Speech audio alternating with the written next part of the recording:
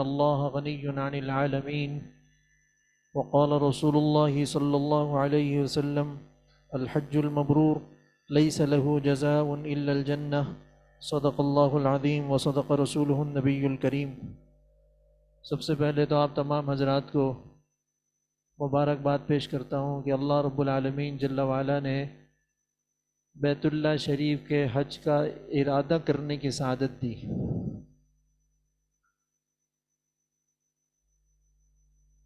اور یہ محض توفیق الہی سے ممکن ہوا، انسان کی اپنی صلاحیت، اپنی طاقت یا اپنے مال کے بلبوتے پر یہ سعادت نہیں ملتی۔ یہ اللہ جل شانہ کا احسان ہے، اور احسان پر شکر واجب ہے۔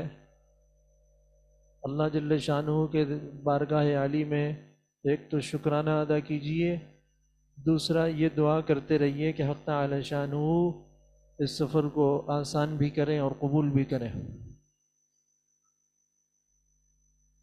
آج ہم سب سے پہلے حج کے طریقے کا آغاز کرتے ہیں۔ حج کی 3 اقسام ہیں: حج افراد، حج تمتع اور حج قران۔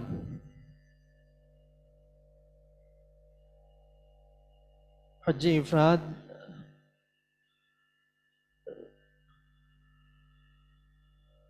افراد فرد سے ہے، ایک کو کہتے ہیں حج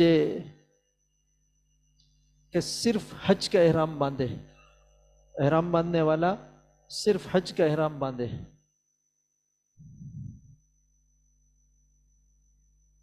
اپنے گھر سے حج کا احرام باندھا اور مکہ مکرمہ پہنچے اور پھر حج کا انتظار کیا، اور حج کے مکمل ہونے کے بعد 10 ذی الحجہ کو اس نے احرام کھولا رمی کرنے کے بعد۔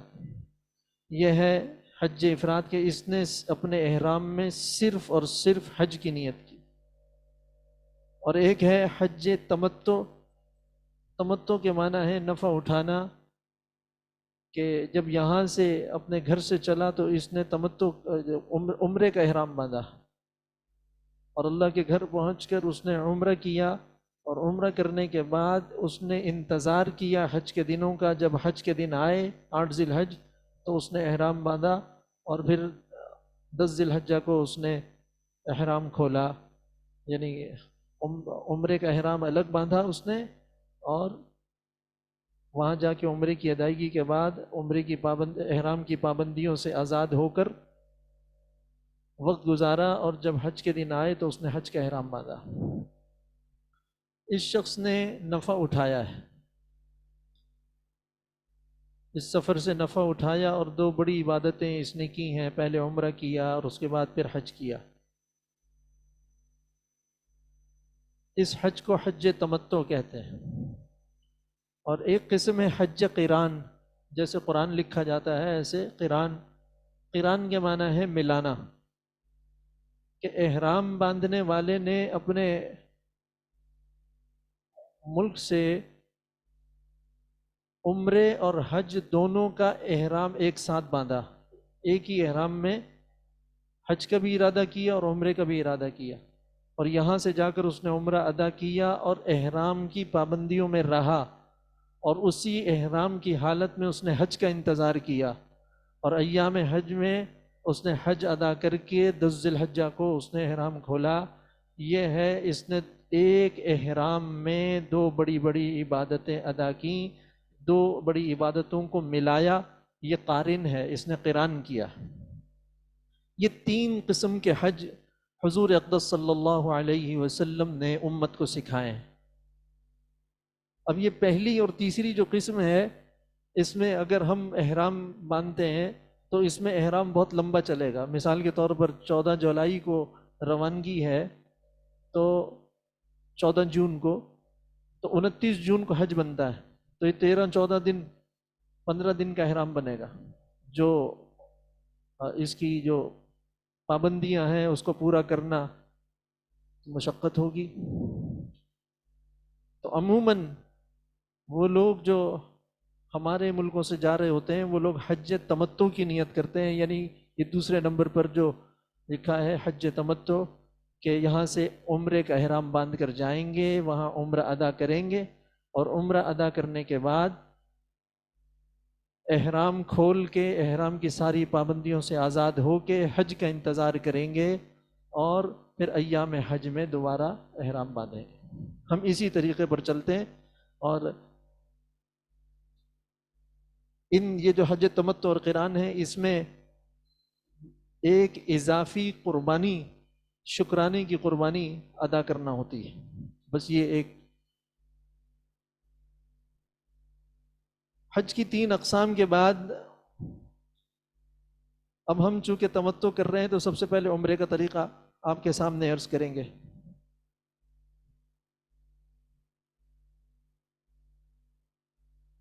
عمرے کی شرائط، فرائض اور واجبات۔ کسی بھی عبادت کو کرنے سے پہلے اس کے مسائل کو اور اس کے طریقے کو سیکھنا بہت ضروری ہوتا ہے۔ بغیر سیکھے کہ عبادت کرنا بعض دفعہ عبادت ہوئی نہیں،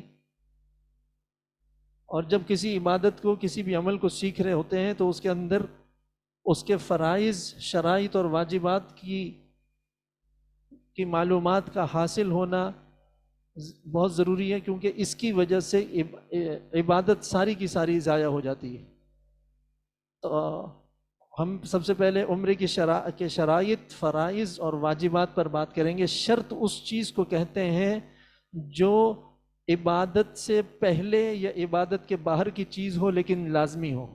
اس کی مثال ہے جیسے نماز، اس کے لیے بدن کا پاک ہونا، لباس کا پاک ہونا، جگہ کا پاک ہونا، یہ شرائط میں سے ہے۔ قبلے کی طرف رخ ہونا، یہ نماز کے اندر داخل نہیں ہے، لیکن اس کا نماز سے پہلے کرنا ضروری ہے، اور اگر ان میں سے کوئی چیز رہ گئی تو نماز نہیں ہوگی۔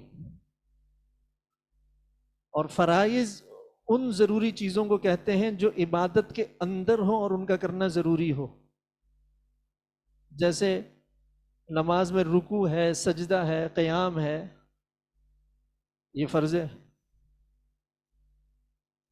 ان میں سے اگر کوئی چیز رہ جائے گی تو عبادت سرے سے ہوگی ہی نہیں، اور یہ عبادت نماز دوبارہ پڑھنی پڑے گی۔ اور واجب اس کو کہتے ہیں کہ جو عبادت کے اندر ہو اور اس کا کرنا ضروری بھی ہو، اگر وہ رہ جائے تو اس کا کسی نہ کسی طریقے سے مداوع کیا جا سکے۔ جیسے نماز میں اگر واجب رہ جائے تو ہم لوگ سجدے سہو کر لیتے ہیں، اس سے اس کا مداوع ہو جاتا ہے، اس کا کفارہ ادا ہو جاتا ہے۔ اس کی حصی مثال اگر دی جائے شرائط اور فرائض کی، وہ ایک خیمے کی سی ہے کہ جب کوئی خیمہ لگایا جاتا ہے تو اس میں اس کی رسیوں کو باندھا جاتا ہے کناروں پر، اور درمیان میں اس کے ستون بانس کی شکل میں یا کسی بھی صورت میں ستون کھڑے کیے جاتے ہیں۔ یہ جو رسیاں باندھ کر خیمے کو اٹھایا گیا ہے، یہ ان رسیوں کی جو حیثیت ہے یہ شرائط کی ہے، جو خیمے سے تو باہر ہے لیکن ضروری ہیں۔ اگر یہ رسیاں کاٹ دی جائیں تو خیمہ نیچے آ جائے گا۔ اور اندر جو ستون کھڑا کیا گیا ہے، یہ اس کی حیثیت فرائض کی سی ہے کہ یہ خیمے کے اندر بھی داخل ہے، اور اگر اس کو ہٹا دیا جائے تب بھی خیمہ نیچے آ جائے گا۔ تو کسی بھی عبادت کی شرط، فرض اور واجبات کا معلوم ہونا ہمیں ضروری ہے۔ ہم چونکہ عمرے کا طریقہ سیکھنے جا رہے ہیں تو عمرے کی شرائط آپ کے سامنے پیش کریں گے۔ عمرے کی شرائط،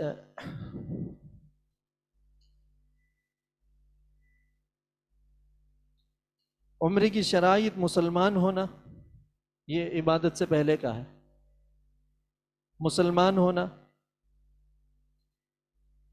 عاقل بالغ ہونا، بچہ یا دیوانہ ہے، ذہنی توازن ٹھیک نہیں ہے تو اس کے اوپر عمرہ نہیں ہے نا۔ بچہ اگر عبادت کرے گا تو اس کے ماں باپ کو ملے گا، اپنے نام عمل میں نہیں۔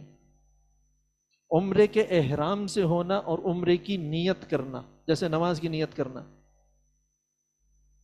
اور عمرے کے 2 فرض ہیں، نمبر 1 احرام، اور نمبر 2 بیت اللہ شریف کا طواف۔ اب یہ دیکھ لیجئے کہ عمرے کی نیت نہیں کی تو عمرہ شروع نہیں ہوگا، جیسے نماز کی نیت نہیں کی تو نماز شروع نہیں ہوتی۔ آپ نے نیت کر کے عبادت شروع کر دی، اور اب بحالت احرام رہنا اور بیت اللہ شریف کا طواف کرنا یہ عمرے کا فرض ہے۔ اگر ان میں سے کوئی ایک چیز رہ گئی تو عمرہ نہیں ہوگا۔ اور واجبات عمرہ ہے سعی کرنا اور سر کے بال منڈانا یا کتروانا۔ یہ بال منڈانے اور کتروانے کی تفصیل اپنے موقع پر آ جائے گی جب عمرے کا طریقہ مکمل ہوگا۔ 2 فرض ہیں اور 2 واجب ہیں۔ سعی کرنا بیت اللہ شریف کا، وہ صفا مروہ کی سعی کرنا، اور سر کے بال منڈانا یا کتروانا۔ واجبات میں سے کوئی واجب رہ گیا تو اس کو دم دینا پڑے گا۔ عمرے اور حج کا جو سجدہ صاحب ہے وہ دم ہے، ایک قربانی کرنا، ایک جانور ذبح کرنا۔ عمرے کی کا جب آپ احرام باندھیں گے تو اس کے لیے کچھ آداب ہیں۔ ناخن تراشنا، خط بنوانا، مونچھیں تراشنا، جسم کے اضافی بالوں کی صفائی کرنا، غسل یا وضو کرنا، چادریں باندھنا، اور بدن پر اور چادروں پر خوشبو لگانا احرام کی نیت کرنے سے پہلے۔ یہ اس سے پہلے کی تیاریاں، پہلے کی تیاری۔ ناخن تراشنا، خط بنوانا، غسل یا وضو کرنا، جسم کے اضافی بال صاف کرنا، چادریں باندھنا۔ اب میں آپ کو چادریں باندھنے کا طریقہ عرض کر دیتا ہوں، اور اس کے بعد پھر آگے ہم اس کی نیت اور پھر آگے کے اعمال کی طرف جاتے ہیں۔ خواتین کے لیے چونکہ کوئی مخصوص لباس نہیں ہے احرام کا، ان کا جو لباس ہے وہی ان کا احرام ہے۔ خواتین سر پہ ایک خاص قسم کا کپڑا باندھ لیتی ہیں، اور وہ اس کو احرام تصور کرتی ہیں، وہ احرام نہیں ہوتا، اور اس کو پھر وضو کرتے ہوئے اسی کے اوپر سے مسح کر لیتی ہیں۔ اس سے وضو کے فرائض میں سے چوتھائی سر کا کم از کم مسح کرنا ضروری ہے، تو وضو کا فرض رہ جاتا ہے۔ تو خواتین نے اگر سر پر کوئی ایسا کپڑا باندھ رکھا ہے کہ بال نہ ٹوٹیں تو اس کو وضو کرتے ہوئے اس کو ہٹا کر سر کا مسح کرنا فرض ہے۔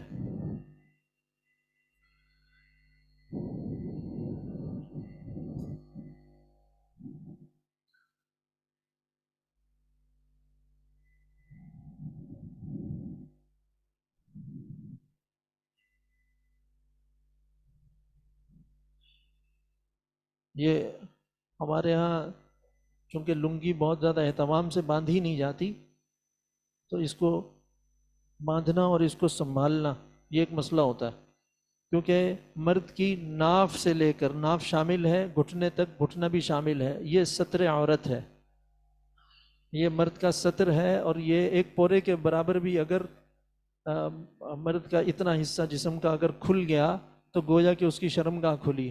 اور حرم شریف کے اندر اگر ستر کھل گیا تو ستر تو کھولنا ویسے ہی حرام ہے۔ تو ایک تو یہ جو احرام کی چادریں نیچے خصوصاً لنگی باندھی جاتی ہے، تو اس کا بہت زیادہ اہتمام کرنا چاہیے کہ اس کو درست طریقے سے باندھا جائے کہ کسی مشقت میں بھی نہ آئے اور ستر بھی ڈھکا رہے۔ سب سے پہلے اس چیز کا اہتمام رکھیں کہ کپڑے کی چادر ہو، لنگی باندھنے کے لیے کپڑے کی چادر ہو، تولیے کا احرام سے لنگی نہ باندھیں۔ بہت سارے لوگ باندھ لیتے ہیں تو اس کی وجہ سے ایک تو وہ بھاری ہوتا ہے، اور دوسرا یہ کہ وہ چلنے میں خراشیں لگاتا ہے جسم پر۔ یہ کوئی بھی کپڑے کی ہو چادر جو لنگی، اس کو اس طرح بل دیے دونوں طرف،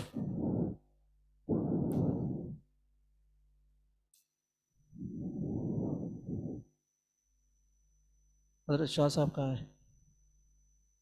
آگے تشریف لے آئیے۔ یہ دیکھیے، اس کو بس ایسے 2 بل دیے اور یہاں دائیں اور بائیں اڑس لیا۔ یہ بالکل سادہ اور دیہاتی طریقہ ہے، اور اس کی اگر عادت پڑ جائے تو اس میں بہت سہولت رہتی ہے کہ زمین پر بیٹھنے میں بھی ستر نہیں کھلتا اور چلنے میں بھی مشقت نہیں ہوتی۔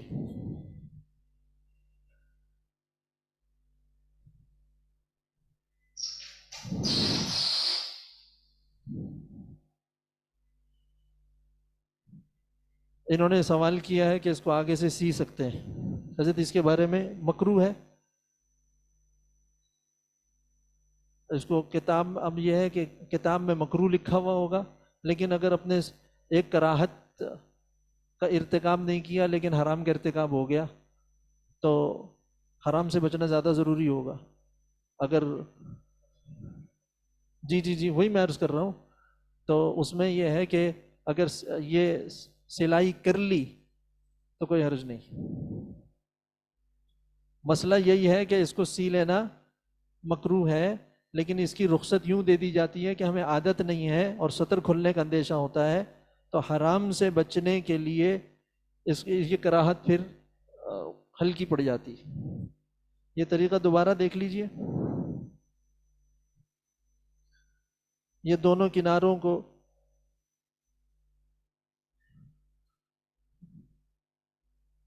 جمع کیا اور اس کو بل دیا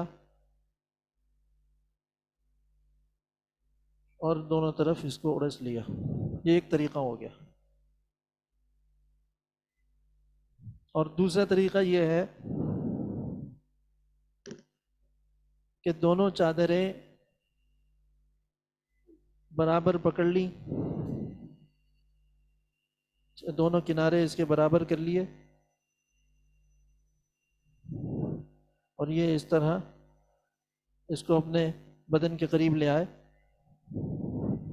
اور یہاں کوئی بیلٹ وغیرہ باندھ لیا اور اس کو اوپر سے اپنے بیلٹ پہ موڑ دیا۔ تو یہاں کوئی بیلٹ وغیرہ ہے؟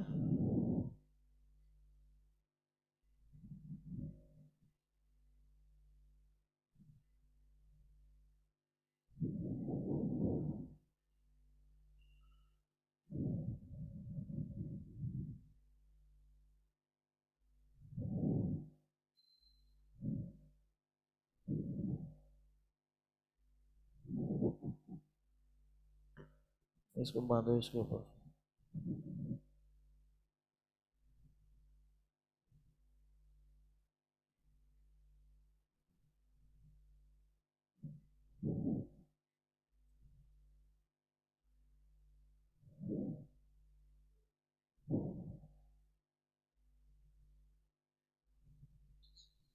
سیدھی رکھو۔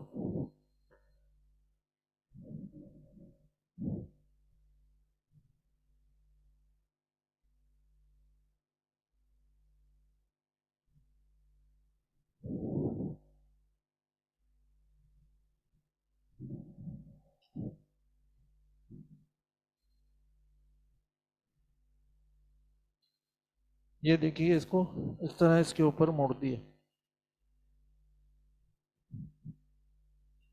وہ اس کو ذرا مضبوط باندھ لیا۔ اس میں یہ ہے کہ آپ نے جو آگے اس کو گھمایا ہے، بل دیے ہیں، اس میں آپ کو چلنے میں دقت نہیں ہوگی۔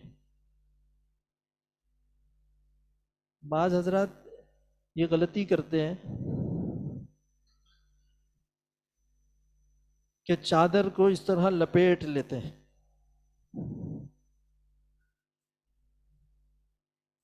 اس طرح لپیٹ لیتے ہیں۔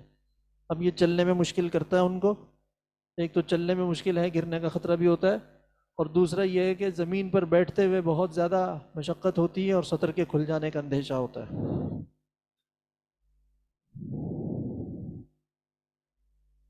یہ پہلا طریقہ دوبارہ عرض کر دیتا ہوں۔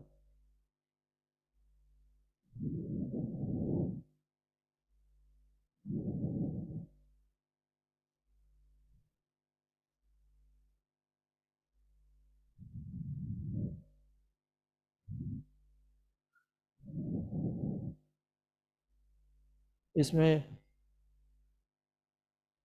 آپ حضرات سے میں یہ عرض کروں گا کہ سنت کی نیت سے، کیونکہ حضور صلی اللہ علیہ وسلم کی سنت ہے لنگی باندھنا، آندر صلی اللہ علیہ وسلم سے شلوار خریدنا تو ثابت ہے حضور کے بارے میں کہ خریدی، لیکن پہننا باندھنا تہبند ہی ثابت ہے۔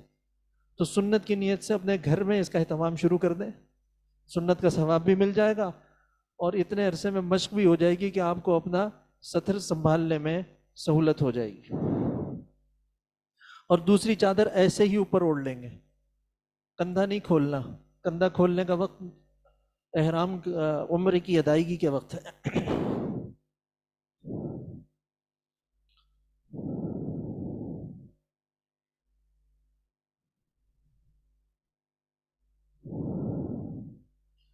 خواتین کے چہرے کا احرام ہے کہ ان کے چہرے پر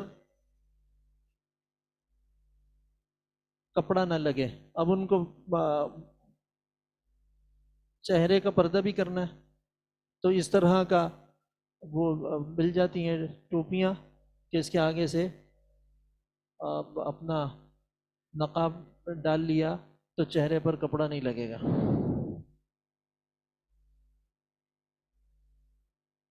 خواتین کو اگر شرعی عذر ہے، ناپاکی کی حالت ہے، تو وہ اس حالت میں بھی احرام باندھیں گی، نیت کریں گی، اور سفر اگر ہو رہا ہے تو احرام باندھ کر جائیں گی اور پھر پاک ہونے کا انتظار کریں گی، اور پاک ہونے کے بعد پھر عمرے کی ادائیگی کریں گی۔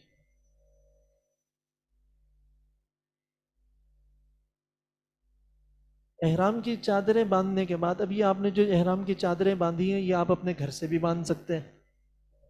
اگر آپ کو یہ ہے کہ جی ایئرپورٹ میں مجھے مشقت ہوگی، مجھے اپنا سامان بھی جمع کرانا ہے، یہ بھی، تو پھر ایک بیگ میں چھوٹا چھوٹا جو بیگ ہوتا ہے اس میں اپنی احرام کی چادریں، چپل وغیرہ رکھ لیجئے۔ بعض حضرات کا ذہن یہ ہوتا ہے کہ میں ایئرپورٹ پہ احرام باندھوں گا اور وہ اپنی احرام کی چادریں اپنے بیگ میں جمع کرا دیتے ہیں۔ اب وہ سامان تو چلا گیا، اب وہ چادروں کے لیے ان کو بھی پریشانی ہوتی ہے۔ اگر تو یا تو اپنے گھر سے باندھ کر جائیے، اور اگر آپ کو یہ ہے کہ مجھے احرام میں مشکل ہوگی وہاں پہ سامان وغیرہ اور اپنا امیگریشن وغیرہ کرانے میں، تو پھر الگ سے ایک بیگ میں اپنا سامان ساتھ رکھیے احرام کا۔ چادریں باندھنے کے بعد 2 رکعت نفل نماز آپ ادا کریں گے۔ یہ نماز نفلی ہے، یہ واجب نہیں ہے۔ اگر یہ رہ بھی گئی پھر بھی احرام ہو جائے گا، اور اگر فجر کے بعد کا وقت ہے یا عین نصف النہار کا وقت ہے یا پھر عصر کے بعد کا وقت ہے تو پھر یہ نوافل نہیں پڑھے جائیں گے۔ 2 رکعت نماز پڑھنے کے بعد آپ یہ جو نفل پڑھیں گے یہ سر ڈھک کے پڑھیں گے، کیونکہ ابھی آپ احرام میں داخل نہیں ہوئے۔ 2 نفل پڑھنے کے بعد اگر سر ڈھکا ہوا ہے، سر پہ ٹوپی وغیرہ ہے، وہ ہٹا دیں گے، اور اس کے بعد عمرے کی نیت کریں گے۔ اللہم انی ارید العمرۃ فیسرھا لی وتقبلھا منی۔ اے اللہ، میں عمرے کا احرام باندھتا ہوں، میں عمرے کی نیت کرتا ہوں، اس کو میرے لیے آسان فرما اور قبول فرما۔ آپ حضرات کی کوئی ضروری بات ہو تو باہر جا کے کر لیجئے قاری صاحب۔ اللہم انی ارید العمرۃ فیسرھا لی وتقبلھا منی۔ اے اللہ، میں عمرے کی نیت کرتا ہوں، اس کو میرے لیے آسان فرما اور قبول فرما۔ تیسیر عمل اور قبولیت عمل 2 مانگی گئی ہیں، یہ حضور صلی اللہ علیہ وسلم نے دعا مانگی ہے، آسانی کی اور قبولیت کی۔ اگر آسانی کی دعا مانگی ہے حضرت صلی اللہ علیہ وسلم نے تو اس کا مطلب یہ ہے کہ عمل میں مشکل ہے۔ یہ بات ذہن میں رکھیے، کتنی راحت اور کتنی آسائش والا آپ سفر حج کر لیجئے، عمرے کا سفر کر لیجئے، اللہ کے گھر جو جا رہا ہے وہ مشقت اٹھائے گا، یہ ہے، طے ہے۔ یہ اپنا ذہن پہلے سے بنا کے رکھیے۔ یہ جو آپ نے احرام کی چادریں باندھی ہے نا، یہ عام لباس تو نہیں ہے، یہ اللہ کے سامنے ایک دیوانگی کا اظہار کیا ہے، تو دیوانے کو پتھر پڑتے ہیں۔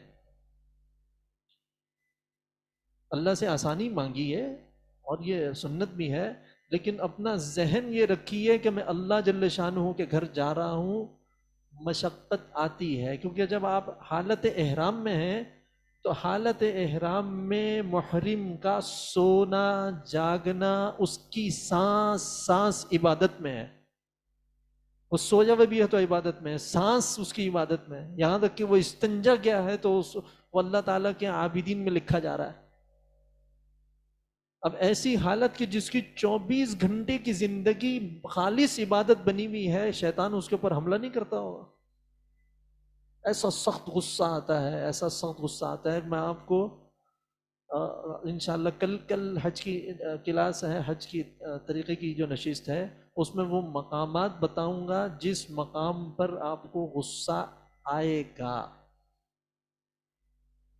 آپ اپنے پاس اس کو لکھ لیجئے اور اس مقام پر آپ غصہ کریں گے. اور وہ یہی چاہتا ہے کہ یہ اس نے اپنی زندگی بھر کی تمنائیں اور اپنی زندگی بھر جمع کر کے اس نے مال بھی اور اپنی تمنائیں بھی آج لگائی ہیں، تو اس کی عبادت آج برباد کرو. میں عرض یہ کر رہا ہوں کہ حضور صلی اللہ علیہ وسلم نے دعا مانگی، اللہم انی ارید العمرۃ، اللہ میں عمرے کی نیت کرتا ہوں، فیسرھا لی، اس کو میرے لیے آسان کر دیجئے، پتہ چلا کہ کوئی مشکل ہے. وتقبلھا منی، اور اس کو میری طرف سے قبول فرما لیجئے. قبولیت بارگاہ خدا بندی میں نہ ہو تو بڑے سے بڑا عمل منہ پہ مار دیا جاتا ہے.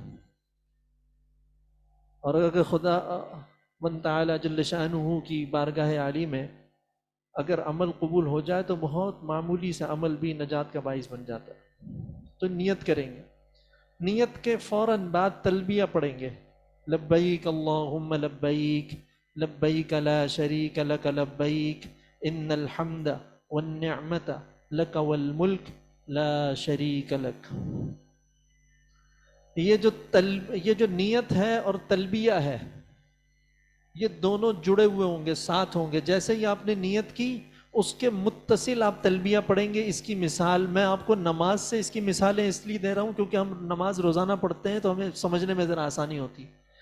جیسے ایک شخص نے عشاء کی نماز کی نیت کی تو جب تک وہ اللہ اکبر کہہ کے تکبیر تحریمہ نہیں کہے گا نماز میں داخل نہیں ہوگا. ایک آدمی نے نماز کی نیت باندھی اور نیت کی، ابھی اللہ اکبر نہیں کہا، پانی پینے لگ گیا، تو اب یہ دوبارہ آئے گا تو اس کو دوبارہ نیت کرنی پڑے گی.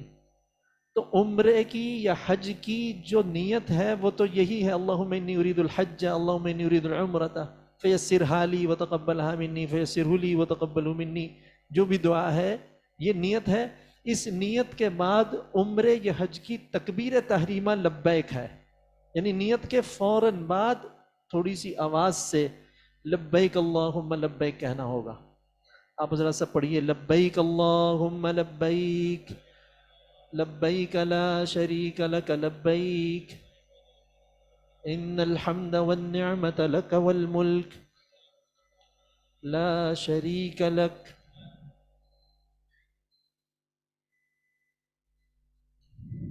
تلبیہ کے بارے میں حضرت عبداللہ بن عباس رضی اللہ تعالیٰ عنہ فرماتے ہیں کہ حضرت صلی اللہ علیہ وسلم نے ذوالحلیفہ کے مقام پر، بیر علی مدینہ طیبہ، ذوالحلیفہ کے مقام پر غسل کیا، احرام چادریں باندھی، اور جب حضرت صلی اللہ علیہ وسلم کی ناقہ، اونٹنی جو قصوہ نام تھا اس کا، وہ جب اٹھی اور حضور صلی اللہ علیہ وسلم کی زلفوں سے پانی ٹپک رہا تھا تو آپ صلی اللہ علیہ وسلم پڑھ رہے تھے، لبیک اللہم لبیک، لبیک لا شریک لک لبیک، ان الحمد والنعمت لک والملک لا شریک لک. تلبیہ، لبیک حاضر ہوں میں، اللہم لبیک اے اللہ حاضر ہوں میں، لبیک لا شریک لک لبیک حاضر ہوں میں، تیرا کوئی شریک نہیں، میں حاضر ہوں. ان الحمد ساری تعریف ہے، والنعمت ساری نعمتیں، لک والملک تیرے لیے ہیں اور بادشاہت بھی تیری ہے، لا شریک لک تیرا کوئی شریک نہیں. یہ وحدانیت کا اعلان ہے، بڑا پکا ٹھکا. اور اللہ جل شانہ کو سب سے زیادہ پیاری جو بندے کی جو ادا لگتی ہے وہ وحدانیت کا اقرار ہے، اللہ کے ایک ہونا، اس کا کوئی شریک نہیں. یہ اقرار کرنا بندے کی زبان سے اللہ کو بہت پیارا ہے.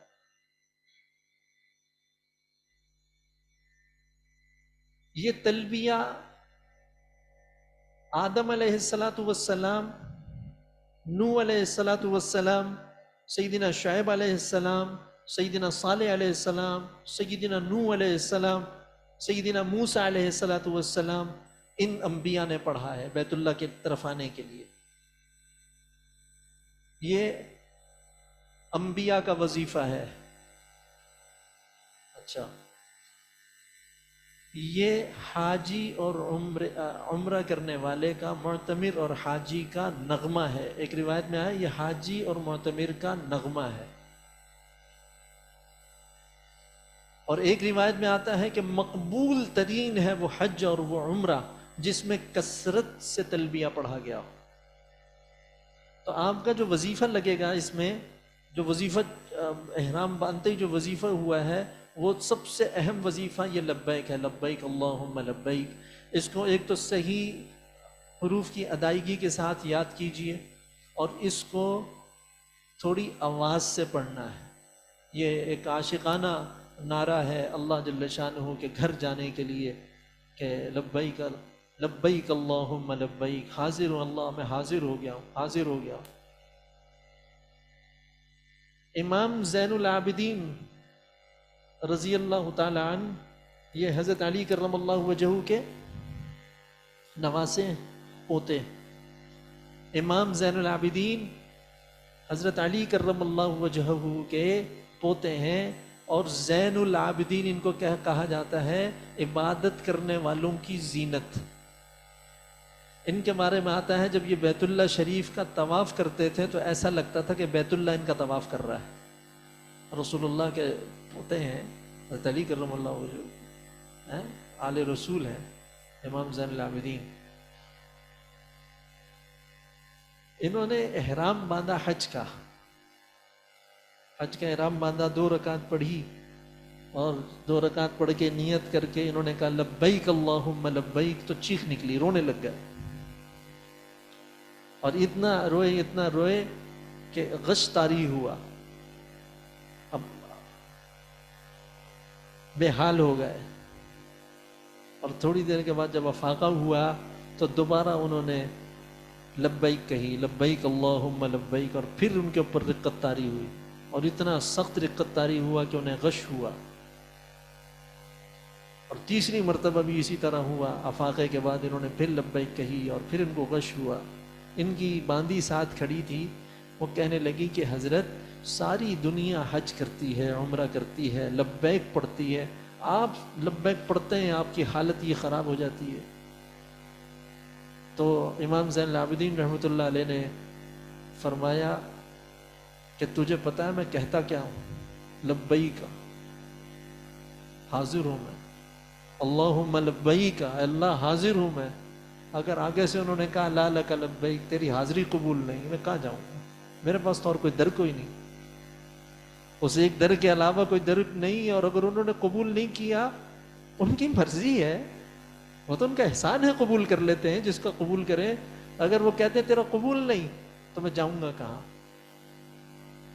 اس سوچ کے ساتھ کہ میں یہ الفاظ کیا ادا کر رہا ہوں منہ سے، اللہ سے کہہ رہا ہوں میں حاضر ہوں، یہ بہت بڑی ہمت کی بات ہے. حضرت سہل بن سعد رضی اللہ تعالیٰ عنہ ایک صحابی ہیں، وہ فرماتے ہیں کہ ما من ملب یلبی الا لبا معه ما عن یمینہ وعن شمالہ. جب بھی کوئی تلبیہ پڑھنے والا، اس کو تلبیہ کہتے ہیں، جب بھی تلبیہ پڑھنے والا تلبیہ پڑھتا ہے، جب بھی کوئی لبیک کہنے والا لبیک کہتا ہے، الا لبا معه ما عن یمینہ وعن شمالہ، تو اس کے ساتھ جب وہ لبیک کہتا ہے تو اس کے ساتھ لبیک کہتی ہے ہر وہ مخلوق جو اس کے دائیں ہے، جو اس کے بائیں ہے. من شجر او حجر، چاہے وہ درخت ہو یا پتھر ہو، یعنی لکڑی کی بنی ہوئی کوئی چیز ہو یا مٹی یا پتھر کی بنی ہوئی کوئی چیز ہو، ہر چیز اس کے ساتھ لبیک کہتی ہے. اور اس کا تلبیہ سن کر یہ تلبیہ پھیلتا ہے پورے روئے زمین پر، کرۂ ارض پر. زمین ایک گیند کی طرح ہے نا، کرۂ ارض پر جتنے اعمال ہیں انسان کی نیکی کے، ان کی جو گواہی دے گی. نماز پڑھی ہے تو وہ جگہ گواہی دے گی یہاں نماز پڑھی، اور کہیں اگر کسی کے ساتھ خیرات کی کسی کو تو وہ جگہ گواہی دے گی کہ یہاں خیرات کی. کہیں اللہ کو یاد کیا تو وہ جگہ گواہی دے گی کہ اللہ کو یہاں یاد کیا. لیکن تلبیہ کا معاملہ یہ ہے کہ یہ بارگاہ خدا بندی میں اللہ جل شانہ کے دربار میں پوری روئے زمین کرۂ ارض پیش ہو کر عرض کرے گا کہ بارہ الہ اس نے آپ کی وحدانیت کا اعلان کیا تو ہم اس کی گواہی دیتے ہیں۔ یہ وظیفہ ہے حاجی عمرے کا۔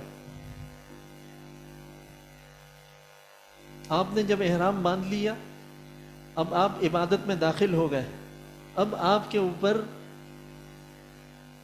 ایک تو آپ نے یہ چادریں پہنی ہوئی، یہ عام لباس نہیں ہے، عادت نہیں ہوتی آدمی، اس کی ایک طبیعت کے اوپر ایک اثر ہوتا ہے۔ میں کوفت کا لفظ نہیں کہنا چاہ رہا تھا، ایک طبیعت پہ اس کا اثر ہوتا ہے۔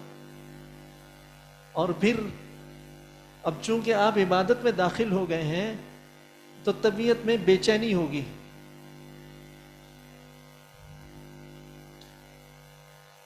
طبیعت میں بے چینی ہوگی اور شیطان آ کے تنگ کرے گا۔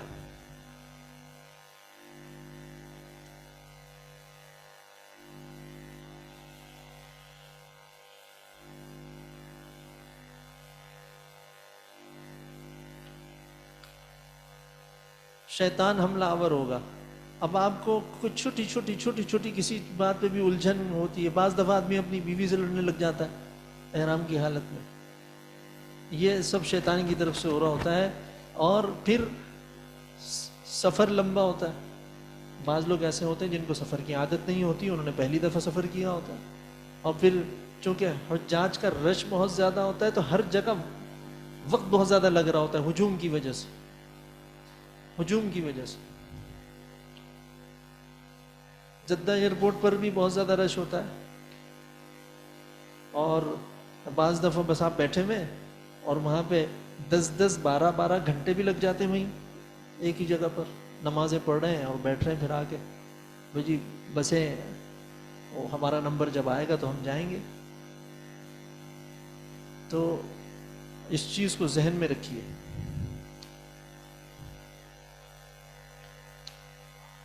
بعض حضرات احرام کی نیت، میں نے عرض کیا کہ وہ چادریں گھر سے باندھ کر یا گھر سے ہی نیت کر کے چلے گئے، یا چادریں گھر سے باندھ کے چلے گئے، ایئرپورٹ پہ نیت کر لی، یا ایئرپورٹ پر چادریں باندھی اور جہاز میں بیٹھ گئے کہ میں میقات پہ نیت کروں گا۔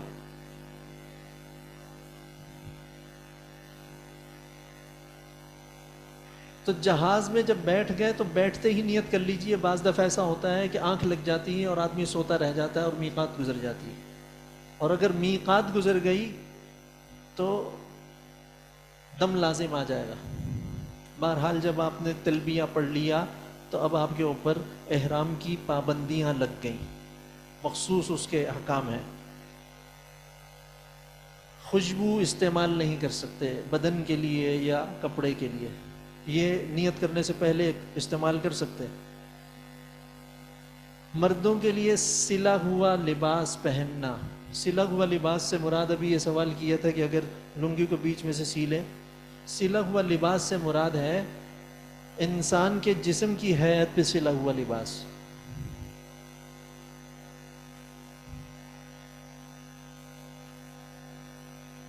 مردوں کے لیے سر یا چہرہ ڈھانپنا اور خواتین کے لیے چہرہ ڈھکنا۔ مرد سر بھی نہیں ڈھک سکتے اور چہرہ بھی نہیں ڈھک سکتے، اور خواتین چہرہ نہیں ڈھک سکتی حالت احرام میں۔ جسم کے بال دور کرنا، ناخن کاٹنا، اور میاں بیوی کے مخصوص تعلقات یا اس قسم کی کوئی گفتگو، خشکی کے جانور کا شکار کرنا، مردوں کا پاؤں کی ابھری ہوئی ہڈی چھپانا، یہ پیر کا جو انگوٹھا اور یہ برابر کی انگلی ہے، اس کے درمیان آپ ذرا دبا کر انگلی پھیریے جہاں جو پہلی ہڈی آ رہی ہے، دبا کے، دونوں کے درمیان خلا چل رہا ہے، اس کو اوپر لے کر جائیے انگلی کو، اور یہ خلا جہاں ختم ہو رہا ہے، ان دونوں ہڈیوں کا جو خلا جہاں ختم ہو رہا ہے، یہ ابھری ہوئی ہڈی کہلاتی ہے۔ اس کو نہیں ڈھک سکتے جوتے میں، یہ جوتے کا احرام ہے۔ سوتے ہوئے اگر چادر ڈال لی کوئی حرج نہیں، یہ جوتے میں، یہ جوتا پہنتے ہوئے یہ چیز کھلی رہے گی۔ ماسک لگانے کی اجازت نہیں،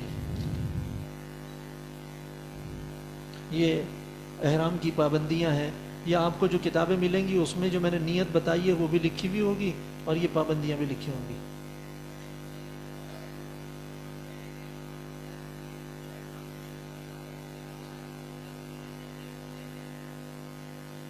اس کے اوپر نہ آئے، نہیں، وہ جرموق آتا ہے، وہ چھوٹا ہوتا ہے، یہاں تک کا ہوتا ہے۔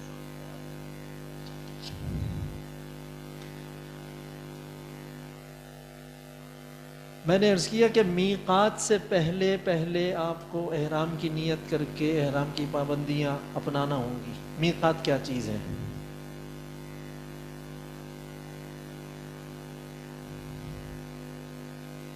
اللہ جل شانہ نے اپنے گھر کی تعظیم کے لیے،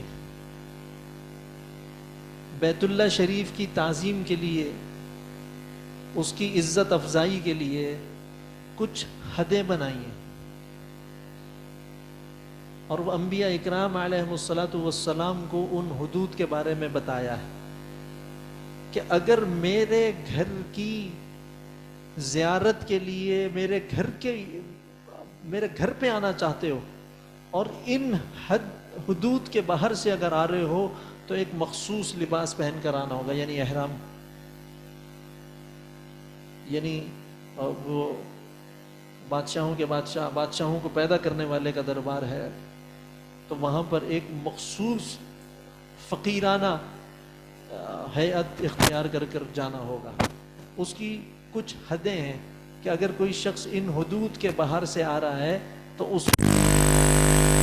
اگر وہ یہ احرام باندھے بغیر ان حدود سے گزر کر اور اللہ کے گھر کے پر جانے کا ارادہ ہے تو اس کے اوپر دم آ جائے گا، اس کو ایک قربانی دینی پڑے گی۔ یہ 5 حدیں ہیں۔ ذوالحلیفہ، یہ اہل مدینہ کی میقات ہے، اور یہ ذات عرق، وہ 450 کلومیٹر، یہ 94 کلومیٹر۔ ذات عرق اہل عراق کے لیے، اور جحفہ یہ اہل شام کے لیے ہے، اور قرن المنازل یہ اہل نجد کے لیے ہے، اور یلملم یہ اہل یمن کے لیے ہے۔ پاکستان کی بھی یہی میقات بنتی ہے، یلملم، جو کعبہ شریف سے 92 کلومیٹر فاصلے پر ہے۔ جہاز میں اعلان کرتے ہیں وہ کہ بھئی 20 منٹ کے بعد یا اتنے منٹ کے بعد ہم میقات سے گزرنے والے ہیں، لیکن بعض دفعہ سوئے رہ جاتے ہیں اور احرام کی نیت نہیں کی بھی ہوتی، تو جہاز میں بیٹھتے ہی، اب تو کہیں نہیں جانا نا، اب تو آپ کو نہ سامان اٹھانا ہے نہ کوئی امیگریشن کرانا ہے، بس آپ جب سیٹ پہ بیٹھ گئے تو نیت کر لیجئے، اور اللہ تعالیٰ کہ جتنا لمبا جو آپ سفر کریں گے سارا عبادت میں گزرے گا۔ یہ مواقیت ہیں جی۔ میقات کے بعد ایک حدود حرم آتا ہے، یہ ساری، یہ ذوالحلیفہ ہو گئی، یہ جحفہ، یہ لملم، یہ ذات عرق، قرن المنازل، یہ آپ کو یہ جو حدیں نظر آ رہی ہیں یہ ہیں میقات، اور اندر یہ جو گول دائرہ نظر آ رہا ہے یہ ہے حد حرم، حدود حرم۔ اب اس کا مسئلہ یہ ہے کہ اگر کوئی میقات کے اندر سے آنا چاہ رہا ہے تو اس کو اختیار ہے کہ وہ احرام باندھے یا نہ باندھے۔ اگر وہ احرام باندھ کر آئے گا تو وہ عمرے کا احرام باندھ سکتا ہے، وہ حج، اس کو باہر نہیں جانا پڑے گا، اس کو وہیں سے باندھ لے۔ اور اگر وہ احرام کی نیت کے بغیر آ رہا ہے تب بھی وہ، اس کے اوپر دم نہیں ہے۔ اور یہ حدود حرام جو حرم ہے یہ عرفات، جعرانہ، تنعیم اور حدیبیہ کے درمیان ہے۔ یہ جو حدود حرم ہے، حدود حرم کے اس طرح کے وہاں لگے ہوں گے، بدایت حد الحرم، حرم، اور حرم یہاں سے شروع ہو رہا ہے، یہ حرم کی حد یہاں سے شروع ہو رہی ہے۔ یہ جو حدود حرم ہے پورا مکہ اس میں آتا ہے، عزیزیہ پورا مکہ اس میں آتا ہے، بڑی جگہ ہے یہ، عرفات تک۔ ان حدود حرم کے احکام الگ ہیں۔ اچھا، حدود حرم کے اندر سے اگر کسی کو عمرے کا احرام باندھنا ہے تو اس کو باہر نکلنا پڑے گا، اس کو باہر نکلنا پڑے گا، ان حدود سے باہر نکلنا پڑے. یہ جو درمیان کا علاقہ اس کو کہتے ہیں حل. حل کے علاقے میں اس کو جا کر وہاں سے احرام باندھ کر آنا ہوگا. جیسے تنعیم مسجد عائشہ چلے گئے, حدیبیہ چلے گئے, یا جعرانہ چلے گئے, وہاں سے جا کے احرام باندھ کے آنا ہوگا. یہ جو حدود حرم ہے, ان حدود حرم کے احکام بہت زیادہ نازک ہیں. یہاں پر ایک نیکی کا 1,00,000 کے برابر اجر و ثواب ہے حدود حرم میں. مکہ میں جب آپ آ گئے تو چاہے وہ مسجد حرام میں نہیں پڑھی آپ نے نماز, آپ نے اپنے ہوٹل پہ نماز پڑھی, تو وہ 1,00,000 کے برابر ہے. جتنی جو عبادات ہیں وہ ایک عبادت 1,00,000 کے برابر ہو جائے گا. حضرت شیخ الحدیث مولانا محمد زکریا مہاجر مدنی نور اللہ مرقدہ فرماتے ہیں کہ جب حدود حرم میں ایک نیکی 1,00,000 کے برابر ہے, تو ان حدود حرم میں ایک بدی بھی 1,00,000 بدی کے وبال سے کم نہیں رکھتی. اور 7 قسم کے اعمال ایک حدیث میں مذکور ہوئے انسان کے. ایک آدمی نیت کرتا ہے نیکی کی, اس کے اوپر اس کو 1 اجر مل جاتا ہے, پھر وہ عمل کرتا ہے تو اس کو وہ 1 پر 10 مل جاتے ہیں. لمبی حدیث ہے, اس میں 7 قسم کی اعمال لکھے. اس میں ایک ہے کہ ایک عمل ایسا ہے کہ جس پر اس کو کچھ نہیں ملتا, وہ یہ ہے کہ خدا نخواستہ کسی نے گناہ کا ارادہ کیا, اس کے اوپر اس کو کوئی گناہ نہیں لکھا جاتا. جب وہ گناہ کرے گا تو گناہ لکھا جائے گا. لیکن حدود حرم میں وَمَن يُرِدْ فِيهِ بِإِلْحَادٍ بِظُلْمٍ نُذِقْهُ مِنْ عَذَابٍ أَلِيمٍ. قرآن کریم میں اللہ جل شانہ فرما رہے ہیں کہ جس نے ارادہ کیا ان حدود میں بِإِلْحَادٍ بِظُلْمٍ, الحاد اور ظلم کا, نُذِقْهُ مِنْ عَذَابٍ أَلِيمٍ, اس کو چکھا دیں گے دردناک عذاب. تو پتہ چلا کہ حدود حرم میں گناہ کا ارادہ کرنے پر بھی عذاب ہے. آپ جہاں جا رہے ہیں وہ عام جگہ نہیں, وہاں پر نیکیوں کا اگر اللہ تعالیٰ نے نظام اتنا بڑا بنایا ہوا ہے, تو وہاں اللہ ہم سب کو اپنی پکڑ سے بچائے. پکڑ کا نظام بھی بڑا سخت ہے. اسی لیے بعض دفعہ ایسا ہوتا ہے کہ آدمی حرمین سے ہو کے آتا ہے اور واپس آیا تو اس کے بعد اس کے اوپر مصائب اور پریشانیاں شروع ہو جاتی ہیں. وہ حدود حرم کی بے ادبی ہوئی ہوتی ہے. ذرا اس چیز کا آپ کو خیال رکھنا ہوگا.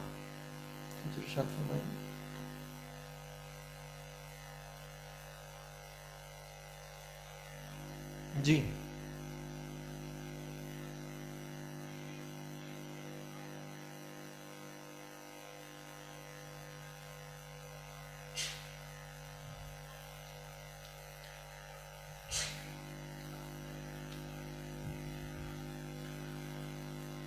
احرام کی نیت کرنے سے پہلے 2 رکعت نفلی نماز ہے. اگر نفلی نماز پڑھنے کا وقت ہو تو وہ 2 رکعت پڑھ لیجئے, اور اگر نفلی نماز کا وقت نہیں ہے تو 2 رکعت. نیت کے جو الفاظ ہیں اللہم انی ارید العمرۃ یا اللہم انی ارید الحج, یہ نیت کے الفاظ ہیں. انہی کے ساتھ لبیک کہا.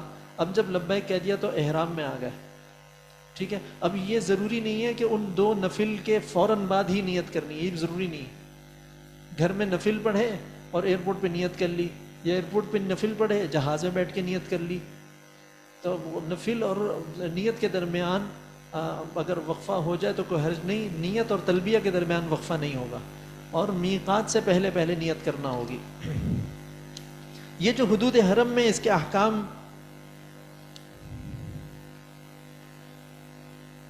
یہاں درخت یا پتے کاٹنا,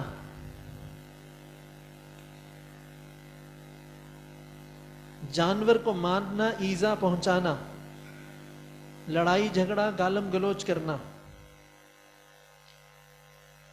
بد نظری کرنا, بد کلامی کرنا, فحش گوئی کرنا, یہ چیزیں, لڑائی جھگڑا گالم گلوچ, جانوروں کو مارنا. ان کے بعض دفعہ ایسے مناظر دیکھنے میں آتے ہیں کہ لوگ بہت ہی فحش گالی زبان سے نکال دیتے ہیں کسی بات پر, اور وہ اس چیز کا لحاظ نہیں رکھتے کہ ہم کھڑے ہوئے کہاں. اس کا خیال رکھیے. اپنی نگاہوں کی حفاظت.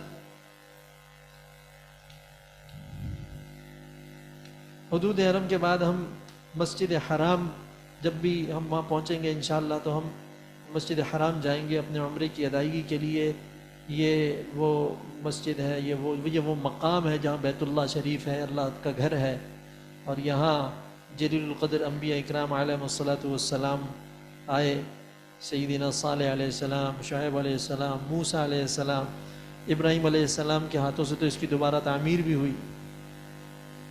یعنی یہ وہ گھر کہ جس کو دیکھنے کے لیے انبیاء نے سفر کیا، دور سے سفر کر کے جس گھر کو دیکھنے کے لیے آئے۔ کتنی خوش نصیبی کی بات ہے کہ ہم گناہ گاروں کو اللہ جل شانہ وہ گھر دکھانے کی سعادت دے رہے ہیں۔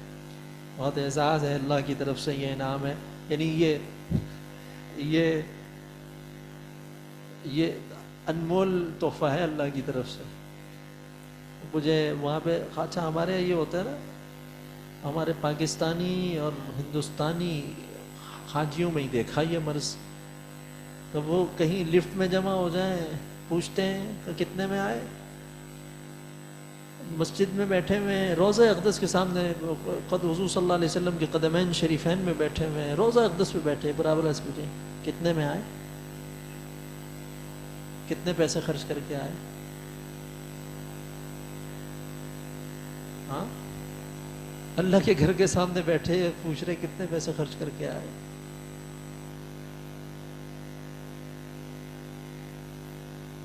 یعنی کہ تم پیسے خرچ کر کے آئے، تم یہ سمجھتے ہو کہ تمہارا پیسہ اس لائق ہے، اتنا پاکیزہ ہے کہ وہ اس پاکیزہ گھر کی تمہیں زیارت کرائی جائے؟ یہ تمہاری آنکھیں اتنی پاک ہیں کہ تم ان گھروں کو دیکھو؟ کتنے میں آئے؟ اتنا مجھے اس سوال سے اتنی نفرت ہے معذرت کے ساتھ، اور میں تو اس کے اوپر بہت ٹیڑھا جواب دے دیا کرتا ہوں۔ کتنے میں آئے؟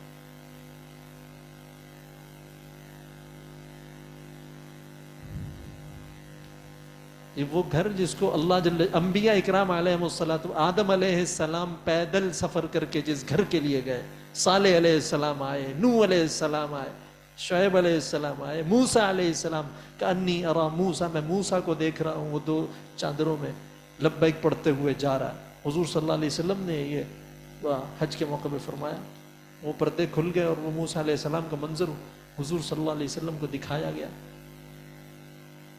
وہاں ہم سمجھ رہے ہیں کہ ہم پیسوں سے جا رہے ہیں۔ ہم سے زیادہ پیسے والے لوگ ہیں جنہوں نے بیت اللہ نہیں دیکھا، میں جانتا ہوں ایسے لوگوں کو جن کو نہیں ملی سعادت،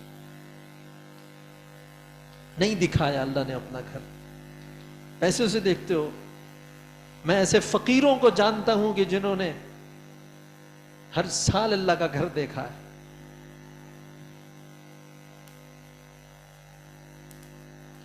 پتہ نہیں ہمیں اتنا گھمنڈ کیوں ہے اپنی اس پہ، اپنے آپ پہ، مال پہ۔ پتہ نہیں بھائی کسی کو میری بات بری لگ رہی ہو، میری زبان ایسی ہی سخت ہے، اور یہ آپ حضرات کو میں پہلے سے ہی معافی مانگ لیتا ہوں، کسی کو برا لگے تو ٹوک دے، میں وہاں پہ بھی یہی لہجہ رہے گا کچھ چیزوں کے معاملے میں۔ ہم لوگوں کو سوچنا چاہیے، ہم لوگوں کو سوچنا چاہیے کہ حضور صلی اللہ علیہ وسلم سے زیادہ مبارک کوئی ہستی نہیں ہے۔ حضور صلی اللہ علیہ وسلم نے مدینہ طیبہ سے حجۃ الوداع کے لیے سفر کیا، اور اس بیت اللہ کو آ کر دیکھا، اور دیکھ کر کہا اللہ اکبر اللہ اکبر اللہ اکبر، اللہم زد ھذا البیت شرفا وتعظیما ومہابۃ۔ حضور صلی اللہ علیہ وسلم نے اس کو دیکھ کر اللہ اکبر کہا، اور کہا کہ اللہ اس گھر کی عزت کو اور بڑھا دے۔ میں اور آپ لوگ اس لائق ہیں؟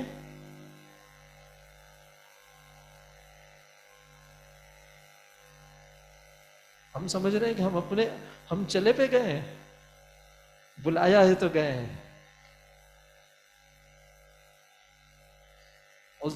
اس نے تمہیں مانگنے کے لیے بلایا اپنے گھر پہ، کہ تم بھکاری ہو اور تم بھکاری کی اولاد ہو۔ میں اپنے بارے میں کہتا ہوں اللہ سے، اللہ میں تیرا بھکاری ہوں، میرے ماں باپ بھی تیرے در کے بھکاری تھے، میں نسلی بھکاری ہوں تیرے گھر کا، ہمارے آبا و اجداد آپ کے گھر کے بھکاری تھے، ہم مانگنے کے لیے آئے ہیں آپ سے۔ تو تم سمجھتے ہو کہ ہم بڑے سیٹھے آئے ہیں اس کے گھر پہ؟ وہ احرام کا میں مسجد عائشہ سے میں نے احرام باندھا، وہ بھائی تھی، وہ 2 2 ریال لے کر حرم شریف پہنچاتی تھی، تو وہ ایک یمنی بابا جی، اس کو 2 لوگوں نے پکڑا، وہ بیٹا تھا ساتھ، کون تھا ہوگا۔ یمن کے لوگ بڑے پیارے ہوتے ہیں، بڑے الایمان یمان والحکمت یمانیت، حضور صلی اللہ علیہ وسلم کی والدہ بھی یمن کی تھی۔ تو وہ بابا جی آ کے جب بیٹھے اس میں سیٹ پہ، تو بڑی کمزور سی نحیف سی آواز تھی، لبیک پڑھے تھے، لبیک اللہم لبیک، لبیک وسعدیک، الہ الحق لبیک والخیر کلہ فی یدیک، لا ملجا ولا منجا منک الا الیک۔ اللہ حاضر ہوں میں، یا حاضر ہونا میری خوش نصیبی ہے، ساری خیریں تیرے ہاتھ میں ہے، میرا کوئی ٹھکانہ، کوئی آسرا نہیں ہے تیری ذات کے علاوہ۔ اس کے بعد اس شخص نے دعا مانگی، وہ دعا کے الفاظ ہر آدمی اپنے حساب میں مانگتا ہے نا، اب وہ عرب ہے، عربی میں مانگیں گے۔ وہ کہتا ہے بوڑھی سی ایک نحیف سی لرزتی ہوئی آواز، اللہم انی عبدک وابن عبدک وابن امتک، اللہ میں تیرا بندہ، وابن عبدک تیرے بندے کا بچہ، وابن امتک تیری بندی کا بچہ، میری ماں بھی تیرے در کی غلام تھی، میرا باپ بھی تیرے در کا غلام تھا۔ آگے سنیے گا، جئتک من بلاد بعیدہ، اس کی آواز میں بھی تھکاوٹ تھی، اللہ بہت دور سے آیا ہوں، بہت دور سے آیا ہوں، اعمال سیئۃ کثیر، تیرے گھر پہ تحفہ کیا لے کر آیا ہوں؟ کہیں جاتا ہے تحفہ لے کے جاتا ہے نا بھائی، کسی کے گھر جاتے ہیں تو تحفہ لے کے جاتے ہیں، کہہ رہے اللہ میں بہت دور سے سفر کر کے آیا ہوں اور آپ کے گھر پہ جو تحفہ دینے لے کر آیا ہوں، وَأَعْمَالٍ سَيِّئَةٍ، کہ بہت سارے گناہ ہیں جو لے کر آیا، اور نہیں ہے میرے پاس کچھ پلے، أَسْأَلُكَ أَن تَغْفِرَ لِي ذَنْبِي جَمِيعًا، اللہ تجھ سے بس یہ ہے کہ انہیں معاف کر دے، یہ ہے آج ہی اللہ کو پیاری۔ بھائی ہم جا رہے ہیں نا وہاں پہ، تو اللہ کے بھکاری فقیر بن کر جائیے، اللہ تعالیٰ پھر اپنے فقیروں کے ساتھ، اپنے بھکاریوں کے ساتھ جو ناز کرتا ہے اور جو ان کے ساتھ انعامات کرتا ہے، بھر بھر کر لے کر آؤ گے اس کے خزانوں سے، اس کی نعمتیں، اور جو اکڑ کر جاتے ہیں اللہ تعالیٰ وہاں پہ ایسا رگڑا دیتا ہے، ایسا رگڑا دیتا ہے، ایسا رگڑا دیتا ہے، اس سال ہر سال کا تجربہ ہے الحمدللہ۔ یہ بیت اللہ، اللہ کا گھر، مسجد حرام، اس کے دروازہ باب عبدالعزیز ہے، اس سے اللہ کرے اگر یہ کھلا ہو تو ہم اس سے داخل ہوں گے۔ مسجد میں داخل ہونے کے جو آداب ہیں، دائیں قدم سے داخل ہونا، بسم اللہ والصلاۃ والسلام علی رسول اللہ، اللہم افتح لی ابواب، مسجد میں داخل ہونے کی دعا، اور پھر نیت کرنا اعتکاف کی، نویت الاعتکاف ما دمت فی ھذا المسجد الشریف، میں اعتکاف کی نیت کرتا ہوں جب تک اس مسجد شریف میں رہوں، اس برکت والے گھر میں رہوں، میں اعتکاف کی نیت کرتا ہوں، اللہ کا مہمان بن جائے۔ نظریں نیچی رکھے اور مسجد میں داخل ہوتا چلا جائے، اور وہ صحن آئے گا، وہ فرش چلتا چلا جائے گا، اور پھر آپ جا کے بیت اللہ شریف کے سامنے کھڑے ہو جائیں گے۔ یہ راستہ ہے سارا، یہ گزرنا ہوتا ہے سارا، سامنے بیت اللہ شریف ہے۔ اور بیت اللہ شریف کی پر جب پہلی نظر آپ کی پڑی، بیت اللہ شریف پہ جو پہلی نظر پڑی، تو آپ نے کہنا ہے اللہ اکبر، جیسے حضور صلی اللہ علیہ وسلم کی سنت ہے، اللہ اکبر اللہ اکبر، اللہم زد ھذا البیت شرفا وتعظیما ومہابۃ، اس گھر کے رب دبدبے کو بڑھا دے، اس کی عظمت اور اس کی شان کو بڑھا دے اللہ۔ اور اس کے بعد تیسرا کلمہ پڑھے، سبحان اللہ والحمد للہ ولا الہ الا اللہ واللہ اکبر ولا حول ولا قوۃ الا باللہ العلی العظیم۔ پھر اس کے بعد دعا کرے۔ کعبے میں جب نظر پڑی، پہلی نظر میں دعا قبول ہوتی ہے، ٹھیک ہے؟ اب یہ پہلی نظر کب تک ہے کہ بھئی ہم دیکھ رہے تھے، آنکھیں چپک لیں، آنکھوں کے سامنے آنسو کا پردہ آ گیا، یا کوئی گزر گیا؟ پہلی نظر تب تک ہے جب تک آپ کھڑے ہوئے مانگ رہے ہیں، یہ آپ کی پہلی نظر ہے، ٹھیک ہے؟ جب بیت اللہ شریف پر نظر پہلی پڑتی ہے تو دو کیفیتیں ہوتی ہیں. ایک یہ کہ آدمی پھوٹ پھوٹ کر رونا آتا، خوب خوب روتا ہے. ایک کیفیت یہ ہو جاتی ہے کہ آدمی کی آنکھیں پتھرا جاتی ہیں اور اس کی آنکھیں ایسی خشک ہو جاتی ہیں، اس کو رونا نہیں آتا، رونا نہیں آتا. یہ دونوں کیفیتیں اللہ تعالیٰ کو بہت پیاری ہیں. پہلا جو ہے نا وہ اس کے اوپر اس کو اللہ تعالیٰ کے جمال کا استحضار ہوا، اس کو اللہ کے پیار کا اس کے اوپر ناز ہوئی اس کو. دوسرے آدمی پر اللہ کے جلال کا اثر ہوا ہے، اس کی آنکھیں پتھر آ گئی. ٹھیک ہے، تو یہ دونوں اللہ تعالیٰ کی صفت ہے، جلال بھی اور جمال بھی. اس وقت مانگیے جو مانگنا ہے. دنیا تو اللہ تعالیٰ، رزق تو اللہ کتے بلے کو بھی دیتا ہے. ہم تو حضور صلی اللہ علیہ وسلم کے نام لیوائیں، ہمیں بھی پالے گا انشاءاللہ. اللہ جل شانہ سے اپنے ایمان کی عافیت مانگیے. ہاں، کہ اللہ ہمیں لا الہ الا اللہ محمد الرسول اللہ پر زندہ رکھے، اس کے یقین کو ہمارے دل میں راسخ کر اور اسی پہ ہمیں موت دے. اور اپنے لیے بخشش مانگیے، سب سے قیمتی چیز یہی. بیت اللہ شریف کے بارے میں ضروری معلومات. پہلی نظر جب پڑی تو بیت اللہ شریف میں جب آپ کی پہلی نظر پڑی، جو آپ یہ پڑھ رہے تھے نا لبیک اللہم لبیک، یہ روک دینا ہے. یہ وظیفہ یہاں ختم ہو گیا. یہ کچھ تھوڑی سی معلومات، اس کے بعد پھر ہم عمرہ شروع کرتے ہیں. یہ مقام ابراہیم ہے.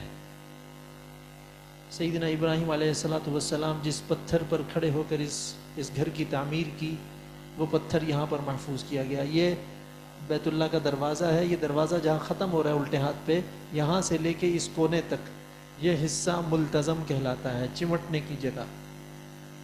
چمٹنے کی جگہ، یہاں چمٹ کر اللہ جل شانہ سے دعائیں کی جاتی ہیں.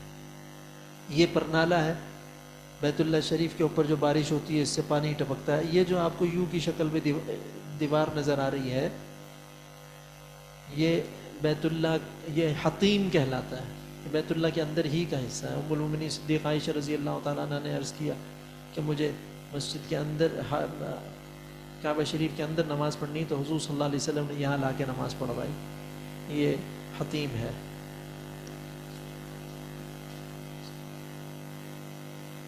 اب کیا کریں؟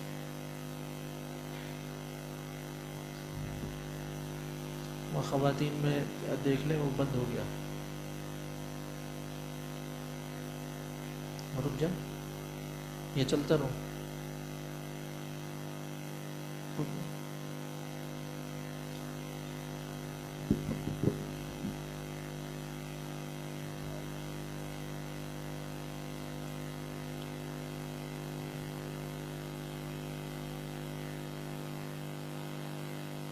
پانی پلا دیجیے گا میرے کو، پانی پلا دیجیے.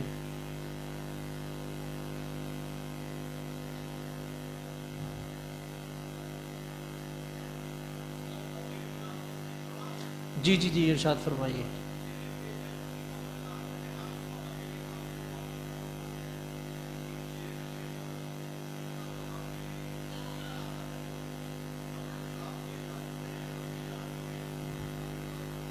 ٹیشو وغیرہ سے صاف کر سکتے ہیں. جی،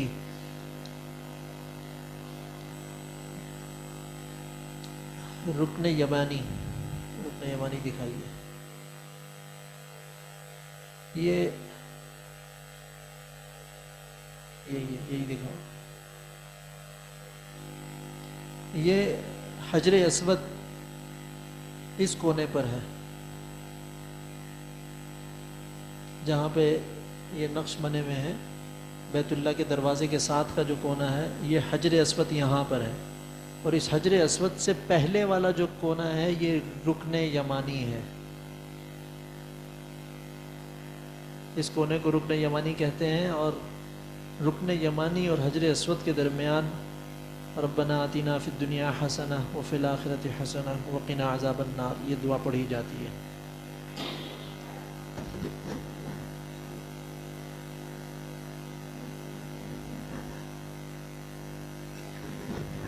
الحمدللہ.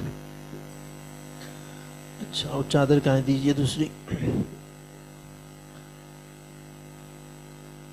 افعال عمرہ کا آغاز کریں گے جب ہم پہنچ گئے، دعا سے فارغ ہو گئے، تلبیہ موقوف ہو گیا، تو جو اوپر کی چادر ہے اس کا استماع کریں گے. استماع کہتے ہیں دائیں بغل کے نیچے سے چادر کو گزار کے بائیں کندھے پہ رکھنا. ایسے یہ سیدھا جو کندھا ہے یہ کھل جائے گا، یہ اس کو کہتے ہیں استباع. اور ہم حجر اسود کے سامنے آ جائیں گے. حجر اسود کے سامنے آ کر نیت کریں گے اللہم انی ارید طواف بیتک الحرام. اے اللہ میں تیرے محترم گھر کی کہ چکر لگانے کی نیت کرتا ہوں. فیسرہ لی وتقبلہ منی، اس کو میری طرف سے قبول فرما اور اس کو میرے لیے آسان فرما اور اس کو قبول فرما. یہ ہو گئی نیت. جب بھی طواف کی نیت ہوگی نہ کریں گے تو 7 چکر کی نیت ہوگی. 7 چکر کی نیت. نیت کے فوراً بعد میں نے کہا تھا تکبیر تحریمہ ہوتی ہے. اس کی تکبیر طواف کی تکبیر تحریمہ ہے حجر اسود کی طرف دونوں ہاتھوں کا ایسے اشارہ کر کے، یہ تصور کر کے کہ میں نے دونوں ہاتھ حجر اسود پہ رکھے، یہ کہنا ہے بسم اللہ اللہ اکبر، اور اپنے ہاتھوں کی ہتھیلیوں کو چوم لینا ہے. آپ نے نیت کی اور اس کو کہتے ہیں استلام کرنا. آپ نے جیسے ہی استلام کیا آپ کا طواف شروع ہو گیا. اب طواف کی پابندیاں یہ ہیں کہ طواف میں سینہ بھی قبلے کی طرف نہیں ہو سکتا، طواف میں پشت بھی قبلے کی طرف نہیں ہو سکتی، اور طواف میں بیت اللہ کو دیکھنا بھی مکروہ ہے، مکروہ تحریمی. بیت اللہ کی زیارت کرنا یہ تو حکم ہے کہ دیکھو گے اس گھر کو ثواب ملے گا. ابھی کہا کہ ابھی مت دیکھنا، تو دیکھو حکم کی تعمیل کرنی ہے. ایسا ہی طواف جب آپ نے شروع کیا، آپ نے یہ استماع تو کیا ہے. احرام کی حالت میں جو طواف کیا جاتا ہے اس میں رمل بھی کیا جاتا ہے. تھوڑا سینہ تان کر چھوٹے چھوٹے قدم لے کر پہلوان کی طرح اکڑ کر چلنا، پہلوان کی طرح اکڑ کر چلنا. یہ اللہ کا حکم ہے، پورا کرنا ہے. فقیری کا حکم کیا، فقیری اختیار کر، یہ بھی کہا کہ اکڑ کر چل کے دکھاؤ، تو اکڑ کر چل کے دکھا رہے ہیں. بندر کا تماشا جو دکھاتا ہے تو بندر کا جو مالک ہوتا ہے وہ کرتب دکھاتا ہے، کبھی اس کو دولہا بناتا ہے، کبھی پولیس والا بناتا ہے. ٹھیک ہے، وہ جو مالک کہہ رہا ہوتا ہے وہ کر رہا ہوتا ہے. بس ہمیں بھی مالک کا حکم یہ ہے کہ تم فقیروں کی طرح آئے بالکل بھکاری بن گئے، ابھی ہم نے حکم دیا ہے کہ تھوڑا اکڑ کر چل کے دکھاؤ، تو ہم اکڑ کے چل کے دکھا. خالص عاشقانہ عبادت ہے یہ. ہاں، تو یہ رمل ہوگا 3 چکر میں، پہلے کے 3 چکر میں رمل ہوگا. جب ایک چکر مکمل ہوگا یہ یوں چلے گا، بائیں طرف بیت اللہ شریف رہے گا، یہ آئے رکن یمانی پہ ربنا آتینا فی الدنیا حسنہ وفی الآخرۃ حسنہ پڑھتے ہوئے آئے، اور یہ حجر اسود کی سیدھ میں آ کر دوبارہ استلام کریں گے بسم اللہ اللہ اکبر. اس کی 2 صورتیں ہیں، ایک تو یہ اگر رش نہیں ہے، اور رش تو ہوگا، رش نہ ہو تو اس کی طرف قبلہ کر کے سینہ کر کے استلام کیا اور پھر وہیں گھوم گئے، انہی ایڑیوں پر گھوم گئے، آگے نہیں بڑھنا. اور رش ہو تو پھر دونوں ہاتھوں سے ایسے اشارہ کرے کہ سینہ بھی نہ ہو، اور بسم اللہ اللہ اکبر، اور پھر اپنے ہاتھوں کو ہتھیلیوں کو چوم لیا. ایک چکر مکمل ہوا اور دوسرا چکر شروع ہو گیا. اس طرح 7 چکر لگانے ہیں، اور 7 چکر میں 8 استلام ہو جائیں گے.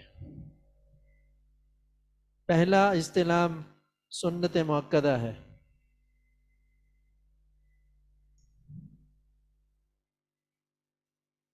پہلا اور 8واں، سب سے پہلا اور سب سے آخری جو استلام ہے یہ سنت مؤکدہ ہے.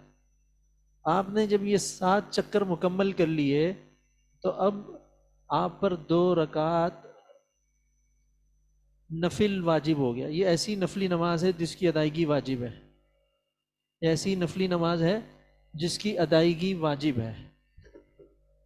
اور یہ آپ حالت احرام میں ہیں یا آپ ویسے ہی بیت اللہ شریف کا طواف کرنے آئے ہیں، جب بھی بیت اللہ شریف کا طواف کریں گے 7 چکر کا طواف ہوگا اور اس کے بعد 2 رکعت پڑھی جائیں گی. اب یہ ایک طواف مکمل ہوا. یہ ضابطہ ہے. مقام ابراہیم پر پڑھنے کی کوشش آپ کریں گے تو وہاں رش ہوگا، اور وہاں پر نماز پڑھنا مستحب ہے، پسندیدہ اچھا عمل ہے، بس اس سے زیادہ نہیں. ایک مستحب عمل کے لیے کسی کو تکلیف پہنچانا، کسی کے راستے کی رکاوٹ بننا ہی جائز نہیں. یہ جو 2 رکعت ہیں یہ مقام ابراہیم پر آپ پڑھیں، بیت اللہ شریف میں کئی مسجد حرام میں کہیں جا کر پڑھ لیجئے، یہ ہو جائیں گی. آپ اپنے ہوٹل میں جا کے پڑھ لیجئے، ہو جائیں گی. یہاں تک کہ پاکستان اپنے گھر آ کے پڑھ لیجئے، ہو جائیں گی. تو پھر اس کے لیے کسی کو تکلیف دینا درست نہیں ہے. بہرحال 7 چکر بیت اللہ شریف کے طواف کے، اور اس کے بعد 2 رکعت آپ نے پڑھی واجب طواف کی. آپ کا طواف مکمل ہو گیا. ہم نے شروع میں عرض کیا تھا کہ عمرے کا فرض ہے طواف، اس کی ادائیگی ہو گئی.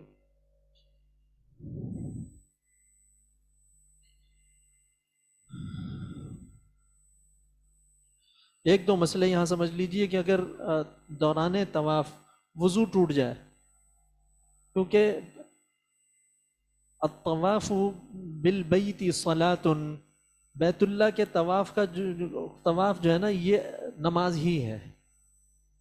یہ نماز ہی ہے، تو اس کے لیے باوضو ہونا ضروری ہے. اب اگر تو کسی کا خدا نخواستہ وضو ٹوٹ گیا تو اب وہ وضو کر کے جب واپس آئے گا تو 4 چکر یا اس سے زائد ہو چکے تھے تو آگے سے ہی شروع کر دیں، اور اگر 4 چکر سے کم ہوئے تھے تو بہتر یہ ہے کہ اثر 9 طواف کیا جائے، شروع سے اثر 9 طواف.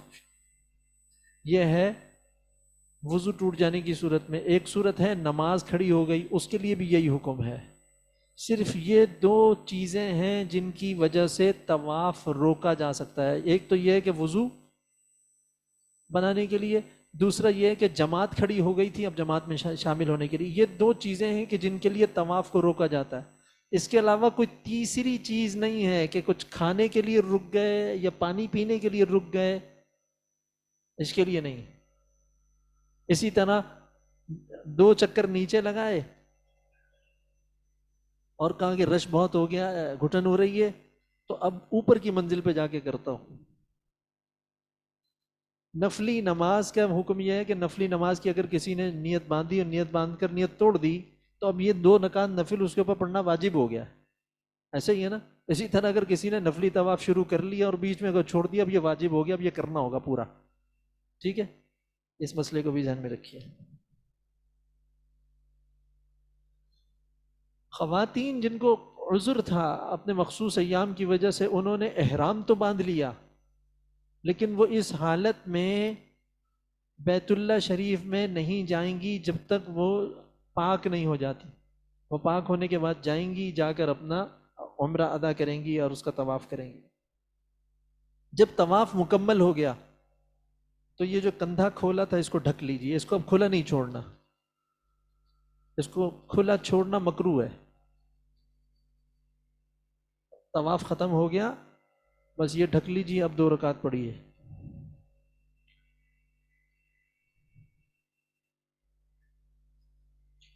اس کے بعد آپ بیر زمزم پر آ جائیے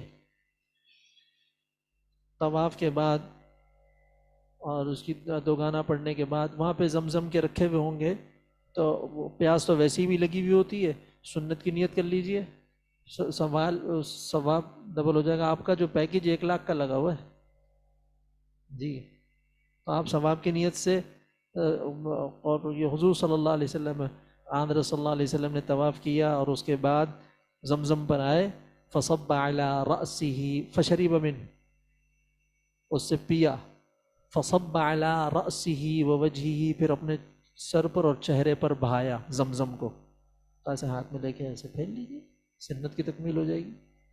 یہ جہاں آپ نے طواف کیا ہے مطاف، یہ حجر اسود کے بالکل سامنے، یہاں 70 انبیاء اکرام کی مدفون ہے اس جگہ میں، اس زمین میں۔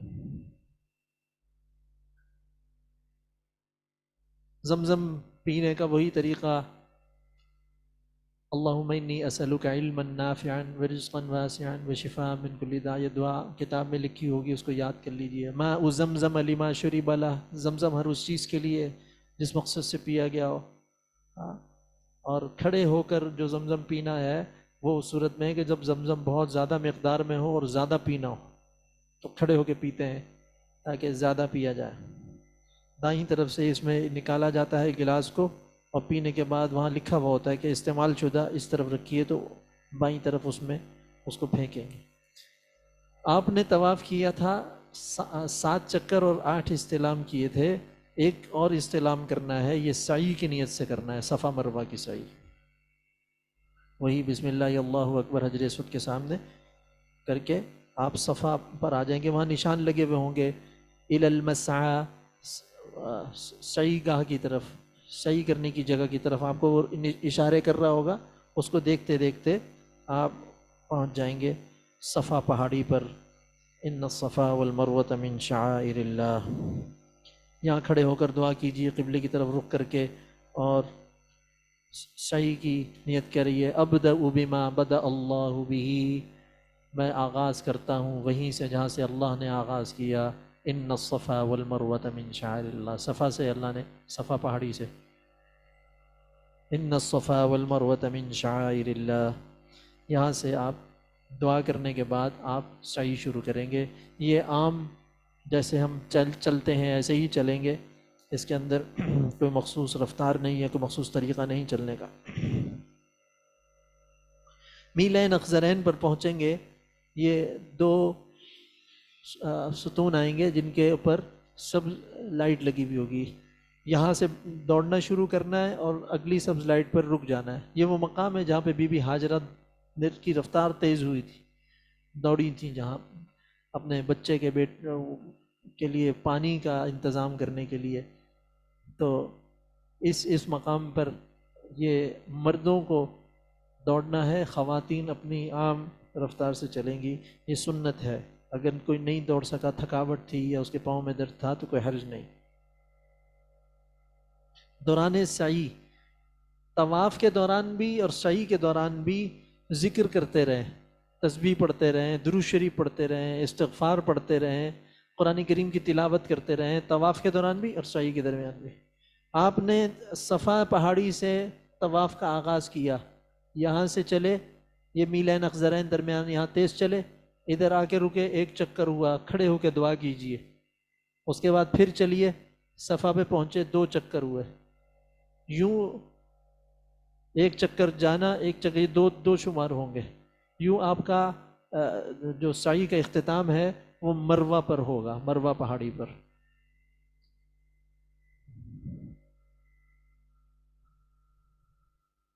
چار چکر صفا سے مروہ اور 3 چکر مروہ سے صفا۔ صفا پہاڑی پر جب آپ کا وہ ختم ہوا تو وہاں پہ کھڑے ہو کے دعا کیجئے اللہ جل شانہ کی بارگاہ میں اپنے اس عمل کی قبولیت کے لیے۔ اور اس کے بعد اب ایک ہی عمل رہ گیا، وہ یہ ہے سر منڈانا یا بال تراشنا۔ سر منڈانا، استرا پھروانا، اور اگر کسی کے بال 1 پورے سے زیادہ ہیں تو وہ اس کو تراش کر، سر کے بال سب کے برابر اس کو کاٹ کر چھوٹے کر سکتا ہے، اور اگر 1 پورے سے کم ہے تو اس کو اس طرح ہی پھروانا ہوگا۔ اچھا، وہاں پہ آپ دیکھتے ہیں کہ جی لوگ یہاں سے اتنے سے بال کاٹ دیے، یہاں سے اتنے سے بال کاٹ دیے، ایسے آدمی احرام کی پابندی سے نہیں نکلتا، احرام کی پابندی سے نہیں نکلتا۔ اور خوشبو لگانا اور سلا ہوا کپڑا پہننا اور جو چیزیں احرام کی وجہ سے پابندی لگی تھی وہ ختم نہیں ہوتی جب تک سر نہیں مڈالے گا. جب سر مڈا لیا تو اب یہ احرام سے نکل گئے. ہم گئے ہیں حج تمتع پہ اور جاتے ہوئے صرف عمرے کی نیت کی، حج کی نیت نہیں کی ابھی. حج کی نیت ہم حج کے دنوں میں کریں گے. اب آپ نے عمرہ کر لیا، اب جتنے چاہیے طواف کیجئے اور جتنی مرتبہ چاہیے بیت اللہ شریف کی زیارت کو جائیے. اب حج کا انتظار کرتے رہیں. اس میں ایک چیز کا خیال رکھیے، ہجوم میں نہیں جانا، ہجوم میں نہیں، رش میں نہیں جانا. نمبر 2، اپنے آپ کو تھکانا نہیں ہے. بیت اللہ شریف کو دیکھ کر بہت جوش آتا ہے، زیادہ زیادہ عبادت کر لوں. آپ آئے ہیں حج کے لیے، حج کے لیے. آپ بعض لوگ بہت زیادہ اپنے آپ کو تھکا لیتے ہیں اور عین حج کے دنوں میں وہ بیماری کا شکار ہو جاتے ہیں یا تھکاوٹ کا مبتلا ہو جاتے ہیں. صفا مروہ کی سعی کے دوران یہ چند مسائل ہیں جو میں عرض کر دوں. ایک خاتون، انہوں نے عمرے کا طواف کیا یا حج کا طواف کیا اور ان کو عذر ہو گیا وہ طواف کے بعد، تو وہ سعی کر سکتی ہے کیونکہ یہ مسجد سے باہر کا حصہ ہے. اسی طرح صفا مروہ کی سعی کے لیے باوضو ہونا ضروری نہیں. بہتر ہے کہ باوضو ہو، لیکن اگر وضو ٹوٹ گیا تو اب یہ نہیں ہے کہ ضروری نہیں ہے کہ وہ چھوڑ کر چلا جائے. اگر وہ چھوڑ کر جاتا ہے وضو کر کے پھر آتا ہے تو وہ اچھی بات ہے، لیکن اگر اس نے اسی طرح سعی پوری کر لی تو اس کے اوپر دم نہیں آئے گا. اور طواف کا مسلسل کرنا ضروری ہے. طواف شروع کر دیا تو اب رکنا نہیں ہے بیچ میں. سعی کا مسلسل کرنا ضروری نہیں ہے. 2 چکر لگا کے تھک گئے تو بیٹھ گئے، پھر چکر لگائے تھک گئے تو بیٹھ گئے، تو اس کی اجازت ہے. اگر کوئی تندرست شخص کسی معذور کو ویل چیئر پر طواف اور سعی کرواتا ہے، تندرست آدمی کسی معذور کو ویل چیئر پر وہ اس کو طواف یا سعی کراتا ہے اور اپنے طواف اور سعی کی بھی نیت کر لیتا ہے تو ہو جائے گا. اور یہ بات ذہن میں رکھیے کہ اگر کوئی شخص معذور نہیں ہے اور وہ ویل چیئر پہ کرتا ہے اس پہ دم آئے گا.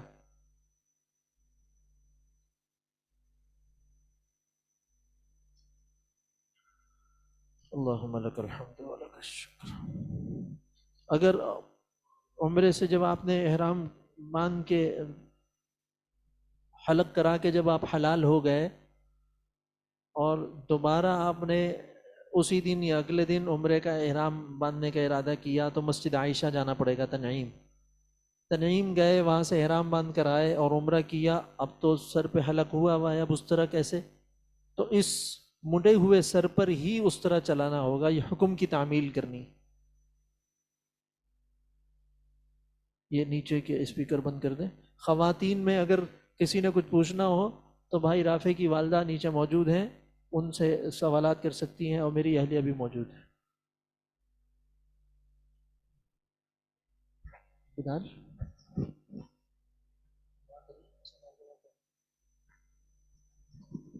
بسم اللہ الرحمن الرحیم. الحمد للہ رب العالمین والصلاة والسلام علی اشرف الانبیاء والمرسلین وعلی آلہ واصحابہ اجمعین. اللہم صلی علی محمد النبی الامی وعلی آلہ وسلم تسلیما.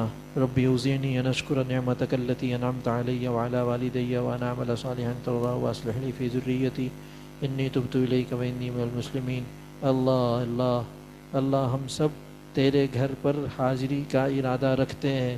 اے اللہ ہماری مدد و نصرت فرما، ہماری دستگیری فرما، ہمارے لیے یا اللہ انتظامات فرما.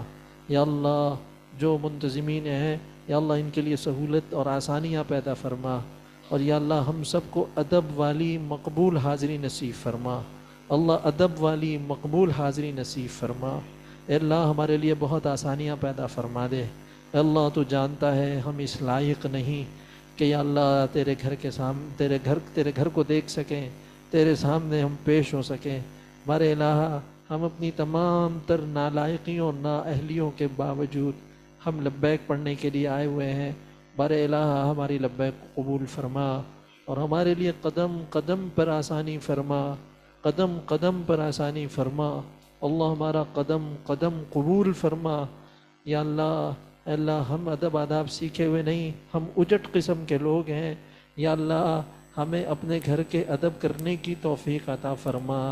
اللہ ہمیں ادب کرنے کی توفیق عطا فرما، اے اللہ ہمیں ادب کرنے کی توفیق عطا فرما، اے اللہ بہت آسانیاں فرما، جو بیمار ہیں اور وہ سفر میں ان کے مشکل پیش آ رہی ہے، اللہ آپ قادر ہیں، پوری طاقت قدرت رکھتے ہیں بیماری کو صحت سے بدلنے میں، یا اللہ، یا اللہ آسانی پیدا فرما دے، صحت تندرستی عطا فرما کر حاضری نصیب فرما، اے اللہ جو لوگ بیت اللہ شریف کی حاضری کی خواہش رکھتے ہیں اور ہر ایمان والا ہی رکھتا ہے، اے اللہ بچہ بچہ تیرے گھر کی حاضری کی خواہش رکھتا ہے، یا اللہ اور وہ ان کے پاس وسائل نہیں ہیں، تو وسائل کو پیدا کرنے والا ہے، یا اللہ ان کو بھی اپنے گھر کی ادب والی مقبول حاضری نصیب فرما، اللہ ہم سب کو محروم نہ کرنا، اللہ ہمیں محروم نہ کرنا، اللہ ہم بھکاری تیرے در پہ بھیک مانگنے آ رہے ہیں، خالی ہاتھ واپس نہ کرنا، اللہ خالی ہاتھ واپس نہ کرنا،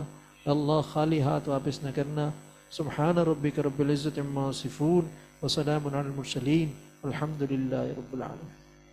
کسی کو کوئی سوال ہو تو اگر ذہن میں کوئی بات اگر آئی ہو جی۔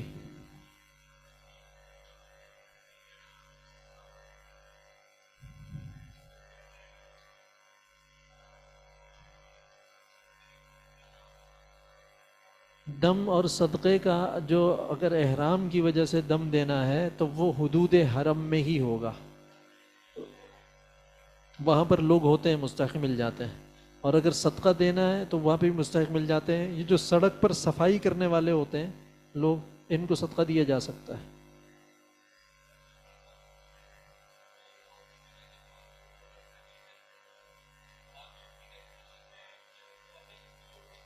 جی جی جی، جو شخص اپنی قدموں پر نماز نہیں پڑھ سکتا، یہ چل نہیں سکتا زیادہ، ٹھیک ہے، جی جی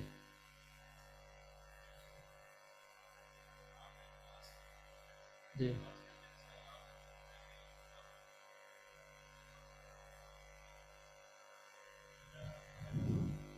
دن رات کا ماسک کے بارے میں، دن رات کا کتنا حصہ اگر گزر جائے، 12 گھنٹے اگر لگاتار پہنا تو دم آ جائے گا،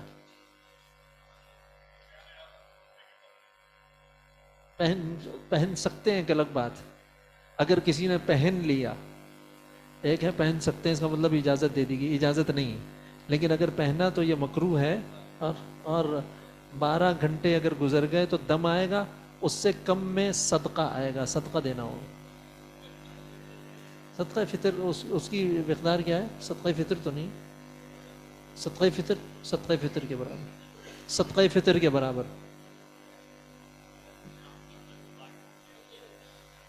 احرام کی حالت میں بال ٹوٹ جائیں یہ سوال ہوا ہے، ایک ہے بال کا ٹوٹ جانا، ایک ہے بال کا توڑ دینا، ٹوٹنے پر کچھ نہیں، توڑ دینے پر صدقہ آئے گا۔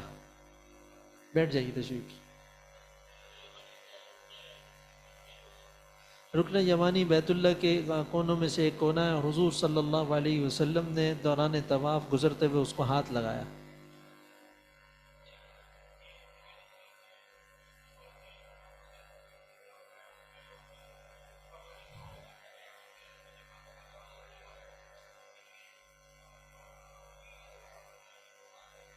ہم یہ جو آپ ہمارے ہی گروپ میں ہیں، یہ نماز جو ہماری قصر ہوگی یا پوری ہوگی، یہ انشاءاللہ حج کی کلاس میں ہم وہ اس موقع پہ عرض کریں گے انشاءاللہ۔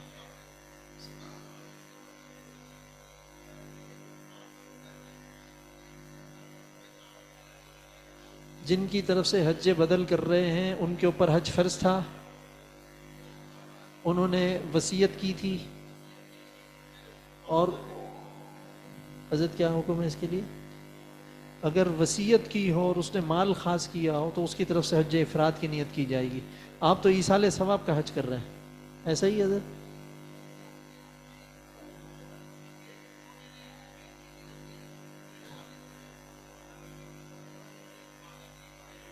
تو یہ ایصال ثواب کا حج ہے، یہ حج بدل نہیں۔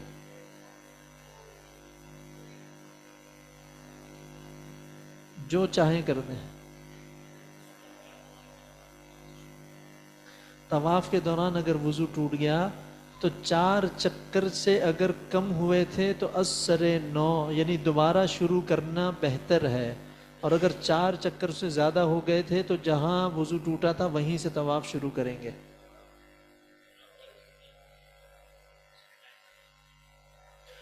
احرام کی حالت میں سینیٹائزر اگر خوشبودار نہ ہو تو لگا سکتے ہیں، لیکن وہ اس کے لیے ہو بطور دوا کے استعمال کر سکتے ہیں، بطور صفائی کے نہیں استعمال کر سکتے۔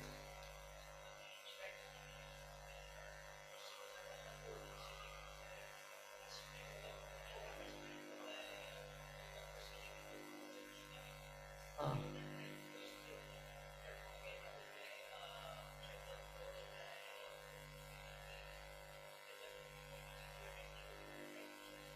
احرام کی نیت کرنے سے پہلے خوشبو جسم پہ بھی لگا سکتے ہیں، چادر پہ۔ ہاں پھر تو کوئی حرج نہیں۔ جی، اس کا بھی یہی حکم ہے، وضو ٹوٹ جائے یا نماز کھڑی ہو جائے، 4 چکر سے کم ہے تو بہتر یہ ہے کہ دوبارہ شروع کرے، 4 سے اوپر ہے تو جہاں سے نماز شروع ہوئی، نماز کے لیے رکے تھے وہیں سے شروع کر دیں۔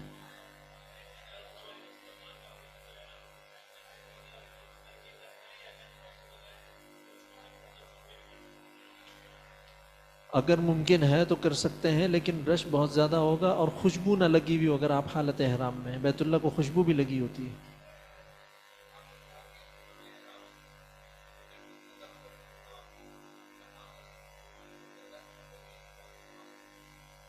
اسی حالت میں ادا کر لیں۔